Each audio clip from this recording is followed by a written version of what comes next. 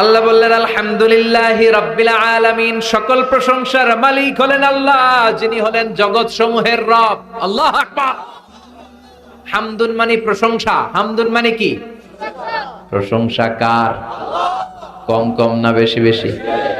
বিশ্বনবী মসজিদে নববীতে ইমামতি করছেন, আল্লাহু আকবার বলে নামাজ শুরু করলেন, কেরাত পড়লেন, রুকুতে গেলেন, রুকু থেকে দাঁড়িয়ে বিশ্বনবী পড়লেন সামি আল্লাহ। পেছন থেকে সাহাবারা ছোট্ট আওয়াজে গুনগুনিয়ে পড়লেন রব্বানা রব্বানা ওয়ালাকাল হামদ। এক সাহাবী নিচ থেকে ফিসফিস করে পড়লেন হামদান কাসীরান তাইয়িবান মুবারাকান ফি। চারটা অতিরিক্ত শব্দ নিচ থেকে বানিয়ে পড়লেন। কয়টা? চারটা শব্দ আমার সাথে সাথে আওয়াজ করে পড়েন। হামদান কাসীরান তাইয়িবান মুবারাকান ফি। আবার পড়েন হামদান কাসীরান তাইয়িবান মুবারাকান ফি। চারটা শব্দ। বিশ্বনবী সালাত শেষ করলেন।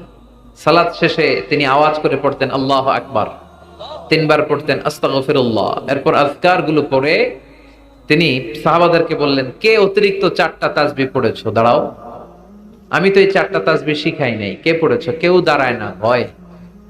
বিশ্বনবী অভয় দিলেন, দাঁড়াও, আমি কিচ্ছু বলবো না। এক সাহাবী দাঁড়ালেন, দাঁড়িয়ে বললেন ইয়া রাসূলুল্লাহ, আমি পড়েছি। বিশ্বনবী বললেন, কেন পড়েছো? এই হামদান কাসীরান তাইয়িবান মুবারাকান ফি, এই চারটা তাসবিহ তো আমি শিখাই নাই, পেলে কোত্থেকে? সাহাবী বলে ইয়া রাসূলুল্লাহ, ইয়া হাবিবাল্লাহ, আল্লাহর তাসবিহ যখন আমি পড়ি, আল্লাহর জিকির যখন আমি পড়ি, কম কম পড়লে আমার পোষায় না, আমার পড়তে হয় বেশি বেশি। এজন্য আমি নিজ থেকে আই ফেব্রিকেটেড দিস তাসবিহ, আমি নিজ থেকে এটা বানিয়ে পড়েছি।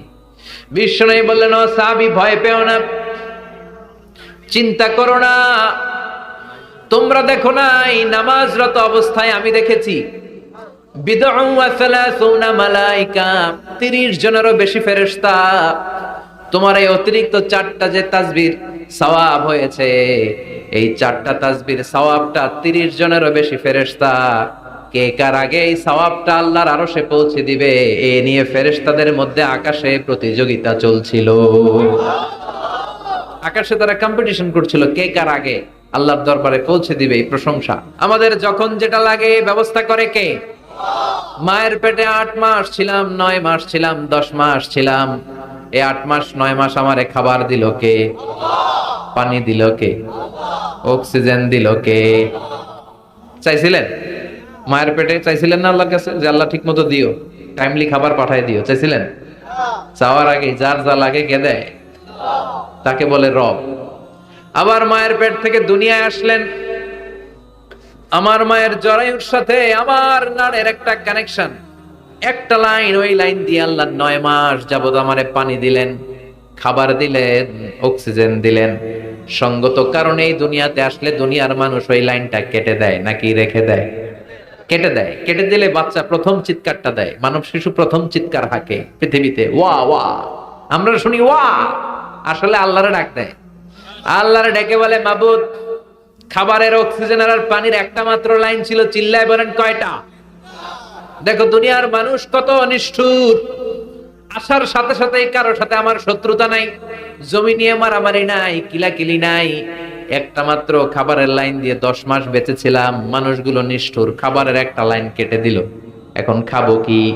আল্লাহ বলেন, গোলাম, যে আল্লাহ 10 মাস ধরে মায়ের পেটে খাওয়ালাম, ওই আল্লাহ এখনো আছি না নাই? একটা লাইন ছিল মায়ের নাড়ের ভেতরে, খাবারের একটা লাইন, চিন্তা নাই, কষ্ট নাই, দুঃখ নাই। একটা খাবারের লাইনের বদলে আজ থেকে তোর মায়ের বুকের ভেতরে খাবারের 2টা লাইনের ব্যবস্থা করে দিলাম। চাইছিলেন যে আল্লাহ আসার সাথে তো আমার লাইন কেটে দিবে, খানা কিন্তু রেডি রেখেন আল্লাহ? চাইছিলেন না সবাই? চাওয়ার আগেই যার যা লাগে যিনি দিয়ে দেয় তার নাম তাফসীর। বুঝতে পারছেন? এরপরে মায়ের দুধ খেতে লাগলাম। মায়েরা গভীর রাত মাইকের সাউন্ড যাদের কানে যায়, বুকের দুধ খাওয়াবেন ছেলে মেয়েদেরকে। বাচ্চা ডেলিভারি হওয়ার পরেই মায়ের বুকে যে দুধটা, সেটার বলে শাল দুধ। এটা আল্লাহর পক্ষ থেকে বাচ্চার জন্য প্রাকৃতিক টিকা। সুবহানাল্লাহ কইবেন না? আমরা হসপিটালে যে টিকা দেই 5টা 7টা, প্রথম টিকাটা আল্লাহ ফ্রি দিয়ে দিছে। বাচ্চাদের গ্রোথ হবে না যদি না খাওয়ান, খাওয়াবেন, সব মায়েরা খাওয়াবেন। ওয়াল ওয়ালিদাতু ইউরদি'না আওলাদাহুন্না হাওলাইনি কামিলাইন, 2 বছর খাওয়াবেন। যারা বৃদ্ধাশ্রমে থাকতে চান না তারা খাওয়াবেন, আর যারা ডানু খাওয়াবেন তাদের জায়গা হবে কি? ছেলে আমার মস্ত মানুষ, মস্ত অফিসার, মস্ত ফ্ল্যাটে যায় না দেখায় পারে ও পার, নানান রকম জিনিস আর আসবাব দামি দামি, সবচেয়ে কম দামি ছিলাম একে মাত্র আমি। ছেলের আবার আমার প্রতি অগাধ সম্ভ্রম, আমার ঠিকানা তাই বৃদ্ধাশ্রম। কি দুঃখের কথা, মা কেঁদে কেঁদে বলে কোন মা বাবার জন্য বৃদ্ধাশ্রমে থাকা না লাগে, ঠিক কিনা? তো বৃদ্ধাশ্রমে যারা থাকতে চান না তাদেরকে দুধ খাওয়াবেন, দেখবেন এই ছেলেগুলো এরকম ডাকাত হবে না। আল্লাহ তুমি বোঝার তৌফিক দাও। তার মানে মায়ের পেটে যখন ছিলাম খাবার দিল কে? দুনিয়াতে আসার পরে বুকের দুধের ব্যবস্থা করলো কে? আচ্ছা, মায়ের বুকের দুধ যখন আমরা খেতাম আমাদের দাঁত ছিল? ছিল না। তার মানে দাঁত দরকার নাই, দেয়ও নাই। বয়স আমার 1 বছর 2 বছর যখন হইতে শুরু করলো, একটু বড় হয়েছে, এখন তো শুধু দুধে চলবে না, এখন মাছ খাইতে হবে, গোশত খাইতে হবে, কুরবানির হাড্ডি চাবাইতে হবে, কথা কন। তো এখন আমার দাঁতের দরকার আছে না নাই? দাঁত যখন দরকার ছিল না দেয় নাই, যখনই দরকার তখনই দিছে কে? আবেদন করছিলেন না অনলাইনে? কথা কন। অনলাইনে আবেদন করছিলাম তো আমরা, জাল্লা বয়স যখন ঠিক এই পর্যায়ে চলে যাবে দাঁত দিও তুমি, দাঁত চাইছিলেন? চাওয়ার আগে যিনি দেয় তার নাম। দেখেন বাংলাদেশে ভাল্লুক, উল্লুক, বাঘ যেগুলো আছে এগুলোর গায়ের পশমগুলো পাতলা। এই বাঘই যেগুলো স্ক্যান্ডিনেভিয়ান কান্ট্রি গুলোতে, সাইবেরিয়াতে আছে, ডেনমার্কে আছে, সাইবেরিয়াতে, তারপর নরওয়েতে, অসলোতে যেই বাঘ ভাল্লুকগুলো আছে ওদের চামড়া ইয়া মোটা, মনে হয় যেন প্রাকৃতিক কম্বল দিয়ে আল্লাহ এই সিংহটারে তৈরি করছে। উট শুধু আরব দেশেই নাই, আরব দেশের উটের চামড়া বড় পাতলা, কিন্তু নরওয়ে আর স্ক্যান্ডিনেভিয়ান ওই বরফের এলাকাতে উট হয়, ওই উটের গায়ের মধ্যে ইয়া লম্বা লম্বা পশম। তার মানে ওখানে প্রচন্ড ঠান্ডা, ওখানে সার্ভাইভ করতে গেলে, বাঁচতে হলে গায়ের মধ্যে মোটা কম্বল লাগবে। চাওয়ার আগেই ওই প্রাণীগুলোরে কম্বল দিয়ে পাঠিয়েছে কে? আবার এই দেশের প্রাণীগুলোর চামড়া যদি মোটা হতো, উলের পশম থাকতো আর কম্বলের মতো সেটিং করা থাকতো, এই দেশের বাঘ ভাল্লুক গুলার কষ্ট হতো। তাই এই দেশের বাঘ ভাল্লুক আর ওটের চামড়া পাতলা করেছে কে? সুবহানাল্লাহ কইবেন না? যার যখন যেটা যতটুকু দরকার তাকে তখন সেটা ততটুকু চাওয়ার আগে যিনি দেয় তার নাম। যেখানে যতটুকু লাগে, কুমড়া গাছ, লাউ গাছের নিচে কেউ বিশ্রাম নেয়? বিশ্রাম নেই কই? বট গাছের নিচে। সুবহানাল্লাহ কইবেন না? একজন লোক ছোটবেলা গল্প শুনেছি, বট গাছের নিচে শুয়ে শুয়ে আল্লাহর গালি দিচ্ছে। আল্লাহর কেমন বিবেক, ইয়া বড় বট গাছ আর বট ফলগুলা এত ছোট ছোট, আর লাউ গাছ আর কুমড়া গাছের ইয়েটা কি খুব মোটা না চিকন? চিকন হয়ে এরকম বেড়ে ওঠে লাউ গাছ। লাউ গাছরে দিল আল্লাহ এত চিকন করে, ফল দিছে এত মোটা, আর এত বিশাল বড় বট গাছ, এটার ফল হলো এত ছোট। তো আল্লাহর গালি দিতে দিতে কোন সময় যে ঘুমাই গেছে নিজেও জানে না, হঠাৎ করে নাকের মধ্যে শটাং করে বট ফল পড়ছে একটা, লাভ দিয়ে উঠছে, নাক দিয়ে রক্ত বের হওয়া শুরু হয়েছে। রক্ত মুছতে মুছতে মনে মনে ভাবে আসলেই তো আমি বড় একটা উল্লুকা পাঠা। আজকে এই বট গাছের মধ্যে যদি লাউয়ের মতো ফল দিত, কুমড়ার মতো ফল দিত, আমার নাকের উপরে ওই লাউ আর কুমড়া পড়লে আমি থাকতাম না, আমি বিদায় হয়ে যেতাম, মক্কা পেয়ে যেতাম, ঠিক কিনা? যেখানে যেটা যেভাবে যতটুকু দরকার তার নাম। চিৎকার করে তার নাম। আল্লাহ বললেন আমি হলাম রব্বিল আলামিন, জগৎ সমূহের রব। আলাম মানে একটা জগৎ, আলামিন মানে অনেক জগৎ, মাল্টি ডাইমেনশনাল ইউনিভার্স। উদ্ভিদ জগতের রব তিনি, প্রাণী জগতের রব তিনি, সাগর জলের অতল গহ্বর জগতের রব তিনি, মহাকাশের জগতের রব তিনি, সৌর জগতের রব তিনি, অদৃশ্য জগতের রব তিনি। চিল্লায় বলেন ঠিক কি না? এজন্য আল্লাহ বললেন আলহামদুলিল্লাহি রাব্বিল আলামিন, যত জগৎ আছে সব জগতের রব আল্লাহর জন্য প্রশংসা। রাজি আছেন? আরো শুনবেন? শেষ করে দেই। আর রহমানির রহিম, তিনি দয়ার সাগর, তিনি দয়ালু, তিনি মায়াবী, তার মায়ার শেষ নাই, তার দয়ার শেষ নাই, তিনি দয়ার সাগর। আল্লাহ তুমি দয়ার সাগর, রহমানুর রহিম, তোমার দয়াই পূর্ণ আমার সারা নিশিদিন। সুবহানাল্লাহ পড়েন। আল্লাহ বলেন রাহমাতি ওয়াসিআত কুল্লা শাই, সব জায়গায় আমার রহমত বিস্তৃত। এমন কোন জায়গা নাই যেই জায়গায় আমি আল্লাহর রহমত নাই। আল্লাহর রহমত ছাড়া পৃথিবীতে কিছু হয় নাকি? এই যে আজকে বসে আছি, ওয়াজ শুনতেছি, কার রহমতে? কার দয়ায়? আল্লাহ বললেন এই রহমত, দয়ার, ভালোবাসারে আমি সৃষ্টি করার পরে 100 টুকরা করলাম। কয় টুকরা? 100 টুকরা করার পরে নিজের মধ্যে আমি 99 টুকরা দয়ার ভালোবাসা রেখে দিলাম। এক টুকরা দয়া মায়া পৃথিবীর সবার মাঝে ঢেলে দিলাম। সাইয়েদনা আদম থেকে শুরু করে up to the day of judgment, কিয়ামত পর্যন্ত সবার মাঝে আল্লাহ রহমতের এক টুকরা দিছে, ছিটে ফোঁটা। হুজুর পাইছে একটু, আমি পাইছি একটু, উনি পাইছে, উনি সবাই মিলে আমরা এক ফোঁটা ভাগে যোগে পাইছি দয়ার ভালোবাসা। সবাই মিলে এক ভাগ ভালোবাসার, আর 99 ভাগ ভালোবাসা কার? ওনার ভালোবাসা বেশি না কম? এক ভাগ ভালোবাসা আমরা পেয়ে পৃথিবীতে ভালোবাসার গানের শেষ নাই, ভালোবাসার মুভির শেষ নাই, ভালোবাসার উপন্যাসের শেষ নাই। আবার আইয়ুব বাচ্চু বলছে সব ভালো তুই একা বাসিস নে, একটু ভালোবাসিতে দিস মোরে। আছে না নাই? কত ভালোবাসা, চিন্তা করছেন? এক ভাগ ভালোবাসা আমরা পেয়ে কত ভালোবাসার গান, নাটক, সিনেমা। তো এক ভাগ ভালোবাসার ঠেলা যদি এমন হয়, যার মধ্যে তিনি 99 টুকরা ভালোবাসা রেখে দিয়েছেন, তার ভালোবাসাটা কত? এক টুকরা ভালোবাসার নমুনা হিসেবে আমরা দেখি ছেলের জন্য বাবা জীবন দেয়, আছে না নাই? ছেলেরে অ্যাক্সিডেন্ট থেকে বাঁচাতে যে ছেলেটারে ধাক্কা মেরেছে, গাড়ি এসে বাবারে থেতলে ফেলেছে। বন্যার পানিতে মা ডুবে যায়, ছোট কন্যাটারে বালতির মধ্যে ধরে রেখেছে, পানি খেতে খেতে মা দুনিয়ায় নাই, মেয়েটা মরে নাই, আছে না নাই? এক টুকরা ভালোবাসার ছিটে ফোঁটা তুমি পেয়েছো। তার নমুনা যদি এমন হয়, 99 টুকরা ভালোবাসা নিয়ে যিনি আরশের উপরে আছে, তার দয়া কত? Do you feel that? Do you imagine that? আপনি কি এটা ফিল করেন? আপনাকে ফিল করতে হবে। এজন্য আল্লাহ বলে গোলাম 24/7, 24 ঘন্টা আমার দরজা খোলা। কত পাপ করেছিস, কত অন্যায় করেছিস, কত পর্নোগ্রাফি দেখেছিস, কত হিন্দি সিনেমা দেখেছিস, কত অশ্লীল মেয়েদের নাচ দেখেছিস, রাত্রিবেলা নেকেড ভিডিও দেখেছিস, কত অন্যায় করেছিস, আজও আমার দরজা তোর জন্য খোলা আছে না নাই? চোখের পানি ছাড়, যায় নামাজটা বিছিয়ে দে, 2 রাকাত নামাজ পড়ে আমারে ডাক দে, ডাক দেওয়ার সাথে সাথে তোর দোয়া কবুল হয়ে যাবে।